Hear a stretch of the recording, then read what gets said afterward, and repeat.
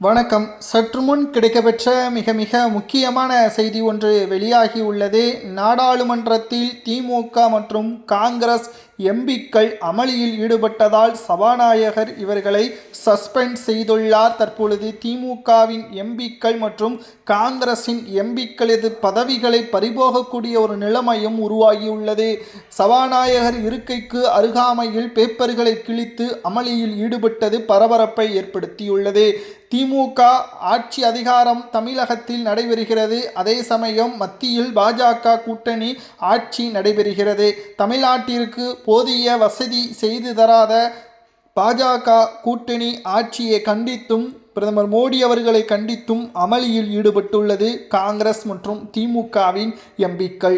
ஆனால் நிர்மலா சீதாராமன் அவர்கள் ஏற்கனவே கூறியிருந்தார், தமிழ்நாட்டிற்கு ஒதுக்கப்பட்டுள்ள நிதிகள் முழுமையாக தமிழ்நாட்டில் உள்ள சேவைகள் செய்வதற்கு பயன்பெறாமல் ஊழலாக அந்த பணங்கள் மாற்றியமைக்கப்பட்டிருப்பதாகவும் பல்வேறு குற்றச்சாட்டுகளை ஆதாரங்களுடன் வைத்திருந்தார். தமிழகத்தை பொறுத்தளவிற்கு வளர்ச்சியான ஒரு மாநிலம்தான், அதில் எந்த ஒரு மாற்று கருத்தும் கிடையாது.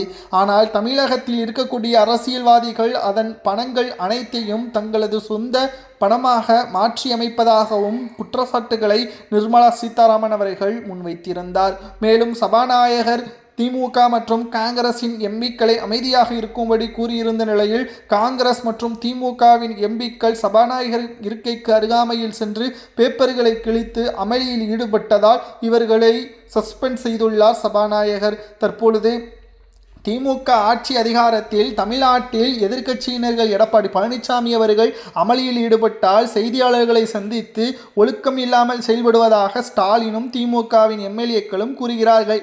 ஆனால் மக்களவையில் தமிழ்நாட்டில் இருக்கக்கூடிய எம்பிக்கள் அங்கு அமளியில் ஈடுபட்டால் அவர்கள் தியாகிகளாக பார்க்கப்படுகிறார்கள். இது எந்த விதத்தில் நியாயம்? இதேபோல்தானே எடப்பாடி பழனிசாமியும் தமிழ்நாட்டில் சரியான நிர்வாகம் இல்லை என்று கூறுகிறார். அப்பொழுது ஸ்டாலின் அவர்கள் என்ன கூறுகிறார்? எதிர்க்கட்சியினர்களுக்கு மரியாதை இல்லாமல் சபாநாயகரின் இருக்கையை முற்றுகையிட்டுள்ளனர் என்று கூறுவது எந்த விதத்தில் நியாயம் என்று கூறியுள்ளார். தற்பொழுது மக்களவையில் ஒட்டுமொத்தமாக திராவிட முன்னேற்ற கழகத்தின் எம்பிக்களும் காங்கிரசின் எம்பிக்களும் அவையிலிருந்து வெளியேற்றுமாறு அவை காவலர்கள் மூலமாக உத்தரவுகளை பிறப்பித்துள்ளார் சபாநாயகர். தற்பொழுது திராவிட முன்னேற்ற கழகத்தின் எம்பிக்கள் கேட்கக்கூடிய கேள்விகள் நியாயமானதாக இருந்தால் பதில்களும் நியாயமானதாகவே இருக்கும்.